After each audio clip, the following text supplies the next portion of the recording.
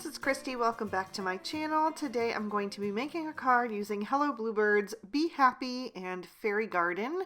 So I have stamped all those images I'll be using on some Spectrum Noir Ultra Smooth Premium White cardstock with Lawn Fawn Jet Black ink. And I'm going to be coloring with my Copic markers to match our latest Hello Bluebird color challenge. So this is a color challenge that we run on Instagram, and the winner gets a $50 gift certificate, so it's definitely worth checking out. And I will have a link to my blog post down below where you can find all of that information. So I'm starting with my bee, and for his lower face and one of the stripes on his body, I'm using Y13, Y15, and Y17. These are nice golden yellows that I think work really well for bumblebees or honey or anything like that. So I did it kind of like I would do a person with a hairline. I added that shadow right up under the cap of his head with the Y17, blended out with the Y15 for a mid-tone, and then used the Y13 for the highlight. And I did the same for the stripe on his body, but I put a shadow at the top and the bottom to help his body look more curved. And I did do a second layer on that to really make those colors stand out and blend well. And then I'm going to do his little honey jar to be the same. I'm going to just color in the liquid with these tones. And I'm going to do a second layer on those as well. I'm going to do the little splashes that are spilling out as he's flying through the air, kind of zooming along there. And once I finish up with that, I'm going to use the Y15 to color in the centers of the little trio of flowers that are right below the honey jar. Next, I wanted to give my little honeybee some rosy cheeks, and I went with cooler toned pinks today. I'm using RV10 and RV13 to match some of the coloring that I'm going to have later on. But for now, I'm going to go back and do his black parts, and I'm going to use T3, T5, and T7. You could really use any of the gray tones, but I like the toner grays for this because they do kind of look black, but they still give some personality. And they're not too warm or too cold. They're kind of in the middle, so I think it just works well for the bee. So I used the T7 to lay in the shadows on the sides of his head and also at the top and bottom of his stripes, just like I did with the yellow stripe. And then I blended that out with the T5. And then I'm pulling that T5 toward the center with the T3, just catching the very edge of that so that it doesn't leave any harsh lines behind, and making sure that I cover that completely. And then for his little legs, I'm just using the lightest two shades because I didn't want them to get lost. And I also did his little antenna, so I used the T5 first and then filled in with the T3. For his wings, I wanted something super pale and almost like transparent looking. I went with BG10 and BG11. I put the BG11 down at the bottom of the wing closest to the body, flicked up with the BG10, and then I'm going to use my colorless blender to just soften the edge of the BG10 as it fades into the rest of the cardstock, which is just the plain white, what will be the highlight. And then I'm also going to use these shades to do the glass of the honey jar, just so it has a little bit of definition there as well. And I did use the colorless blender to soften the BG10 once again. So now I'm going to go back to the color combos in the challenge. So it's yellow, orange, hot pink, and red. So I'm going to do red next with this flower over on the left. I wanted it to look like a marigold, so I went with some brighter oranges. I used YR04, YR07, and YR09. So I'm taking the YR09 and again doing some shadows to give the various petals some definition. Just quickly going around even across the top there and just adding a quick little dot in those so they each stand out. And then I'm going to begin to blend that out using the YR07, but I'm making sure not to cover up all of that white space. I definitely still need room for the highlight shades, so it will be the YR04, but I'm going to end up adding in a fourth shade as well because I just felt like there wasn't enough contrast for me. I like a lot of contrast in my coloring, and to achieve that you need to make sure that your darkest dark and your lightest light are pretty far along on the spectrum while still being able to blend with the colors in between. So I did pull in the YR02 and filled in the rest of the white space with that. And then the two little flowers that are coming up under the bell-shaped flowers, you can tell that those are a different kind of flower. So I decided to make those look like marigolds as well, like some that are just blossoming because they kind of have a similar shape to them. So I'm going to color those in to match, starting with the YR09 closest to the stem of the flower, and then going in with the YR02 by the tips. But for some reason this combo just felt a little bit cold to me. I wanted to warm it up a tiny bit. So I decided to go back to my Y17, which was my darkest yellow, and just go over the YR02 with that color, and that warmed it up nicely and was exactly what I was going for. So the next color in the color challenge combo is a hot pink. So I went with RV13, RV14, and RV17, and I wanted to try to color in these bell-shaped flowers a little bit differently than I've ever done before. So I'm starting with that RV17 and laying in some shadow, and then I'm kind of working in almost like an M shape, trying to pull that color down toward the tips using the RV14 next, just dragging that RV17 out a bit into that lighter area. And then I'm going to come in with the RV13 and continue pulling that color down in that same shape, kind of following the way the petals are drawn. And I'll fill in the petals that are on the opposite side of the flower. But I decided once again I was going to need a fourth shade for these flowers. So I'm going to pull in the RV11, which is one of the colors that I used on the bumblebees or honeybees cheeks. So that'll tie in nicely with him, and filled in the rest of that white space. And then I'm going to go back in with a second layer to really emphasize these lines that I'm drawing in these flowers to just give them more definition, and I think it made them look a bit more realistic as well.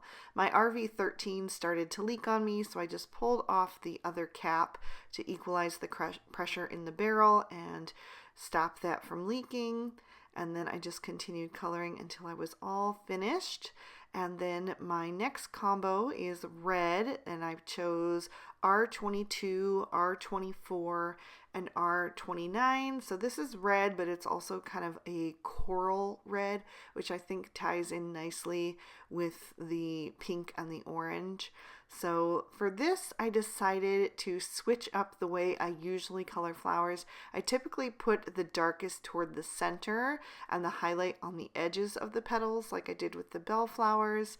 But for this one, I decided to flip it. So I'm putting that R29 on the outer edges of each of those petals and then blending toward the center with the R24. And then I'm going to come in with the R22. And I want to leave just a little bit of a white ring around the center of the flower. A lot of flowers have that, and I just thought it would help them look a bit more realistic. So I just left that. and then I need to tackle all of these leaves. So the first green combo that I'm going to use is G21, G24, and G29. So I'm starting with this little red cluster over on the right and adding in the G29 at the base of each leaf, and then kind of coming up the center a little bit to give that some definition and make the edges of the leaves look like they're kind of turned out a bit because they'll be catching the light a little more once I get the highlight on there. And then I blended that out with the G24, and I'm filling in with the G21. So you can kind of see what I mean once you can see that definition. I am going to go in with a second layer to just emphasize that a bit more and just make that blend smooth out a bit. But basically I'm just following the outer lines of the shape of the leaf and kind of doing the same with my coloring, kind of following, you know, the curvature of how that is drawn.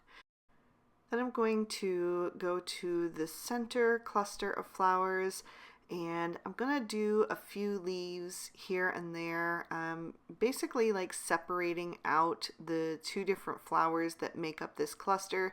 So we have the bell-shaped flowers, and then we have the flowers that I colored to look like the marigolds. So the ones that I'm coloring now are the ones that look like the marigolds, and I'm skipping over any of the leaves that look like they are attached to that bellflower. So I'm going to have a mix of different greens on this one just to kind of differentiate them a little bit. So I colored those in the same way, taking that G29 at the base of each leaf and then up the center, and then blending out with the G24 and then the G21. And then I'm going to switch up my combo to YG61, YG63, and YG67.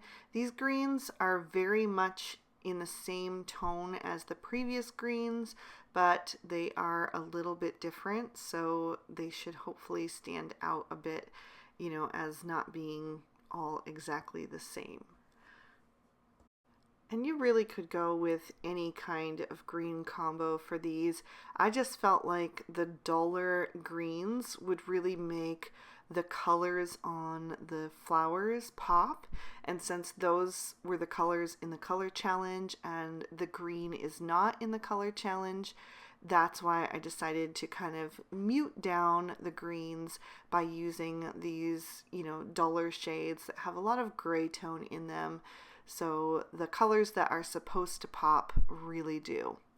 So I'm starting with the G67, just like I did with the other leaves, that darkest shade, and adding in my shading at the base of each leaf and also up the center quite a bit, and then also coloring in the stems of the flowers since they're actually drawn in there and there is some space for that. And for those, I just use the very tip of my marker and go slow and just try to fill that in without going too much outside of the lines. And I put the darkest at the base of each stem and the highlight at the top. I'm also going to color in the little caps on the bellflowers. I want to call them bluebells, but since they're pink instead of blue, I can't call them that. But there are other flowers that are shaped like that, like Lily of the Valley comes to mind. Those are white, of course, but I think there's got to be something that's pink that's shaped that way, and if not, that's okay. It's just a card, so I can take a little creative license. I'm going to grab a black Sakura Jelly Roll pen and get that going off to the side and just go over the eyes of my bee to make those nice and bright and shiny. It's an extra step, but it really brings your critters or your people to life. And then I'm going to take a white Sakura Jelly Roll pen and just add a little shine mark on the honey jar to make that really look like glass. And my white gel pen was a little bit dried up, so it was kind of hard to get it going, but just did a little line and then a dot at the end. And then I'll trim these images out with their matching dies. For my focal panel, I'm taking a piece of Bristol Smooth Surface cardstock, and I'm going to use the MFT Cloud Stencil and some Salvage Patina Distress Oxide ink to create a sky background. So I'm just starting on that stencil and using firmer pressure as I lift off and then lighter pressure as I go up the page to give it that hazy look. And then I'll turn that stencil so I can get a different cloud formation and add another row on there. I'm going to continue working my way down the panel. And this Salvage Patina is going to be a nice match for the tiny bits of blue that I have on the card with the bees' wings and then the honey jar. I didn't have my stencil lined up just right, so I got a little bit of ghosting, so I just realigned that and went over it once again to make that a little bit more defined. And then I'm going to continue my way down. I even turned that stencil over, so the cloud formation that I just did is actually the same one as I did at the very top. Just kind of flipped it to give it a different look. And then down at the bottom, I'm going to place the Drifts and Hills stencil from MFT. Right now, I'm just using it as a mask so I can do some splatter detail, pressing some of that Salvage Patina ink onto an acrylic block and adding some water to it to make it a bit more fluid. And then I'll tap that off the side of the block with a thin paintbrush so I get a nice thin splatter of dots. And then once that has dried, I'm going to use that Drifts and Hills stencil to add some grass down at the bottom. I'm going to grab some Mowed Lawn Distress Oxide ink for that. And I'm going to press that firmer once again as I leave the stencil and then get softer as I get toward the bottom so that I get a variation of looks. It's not all just the same color. There's a little bit of more definition at the very edge of the stencil, and then it gets kind of cloudy toward the bottom.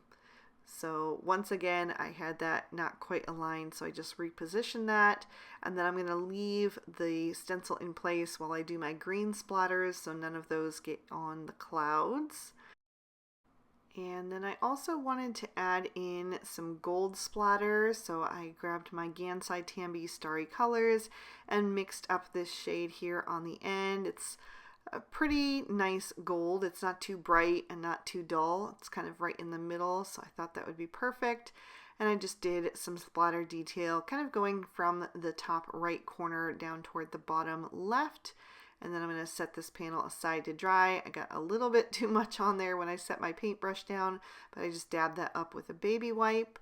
And then once that panel had dried, I'm going to pop it in my MISTI to stamp my sentiment. And I'm always needing birthday cards, so I chose the one that said Happy Bee Day, stamping that down with VersaFine Onyx Black ink. And then I wanted to stamp a bee trail, but I wanted it to be softer than the sentiment so that the sentiment is what really draws your eye. So I did that using Lawn Fawn's Narwhal ink. Then I'm going to pop my card base in my MISTI. I'm using fake tan cardstock from Lawn Fawn and pumpkin spice ink, so it's just a little bit darker to pull in that orange from the marigolds. And I did another one of those bellflowers and another bee and the sentiment that said, "You're the bee's knees." And I did stamp that down 3 times since the flower, I think I had never stamped that before, so it wasn't quite perfect the first 2. And now I am ready to start putting together this card. So I'm going to die cut a frame using the Hello Bluebird Gallery Frame 2 out of some MFT Razzleberry cardstock. And then I'm going to grab some pattern paper from the Simple Stories Let's Get Crafty 6x8. So I'm going to use this pink and orange gingham print. So I just trimmed that down with my paper trimmer to be 4 1/4 by 5 1/2, so it matches my card front, which is a standard A2 size card. So I'm going to glue that down to cover the entire card, making sure that is lined up nice and straight. And then I have added some foam tape behind that frame so I can pop it up a little bit and add some dimension on the card. So I'm just peeling off those release papers, and then I had one corner that wasn't quite supported enough. I like to make sure that everything is really well supported so it can go through the mail.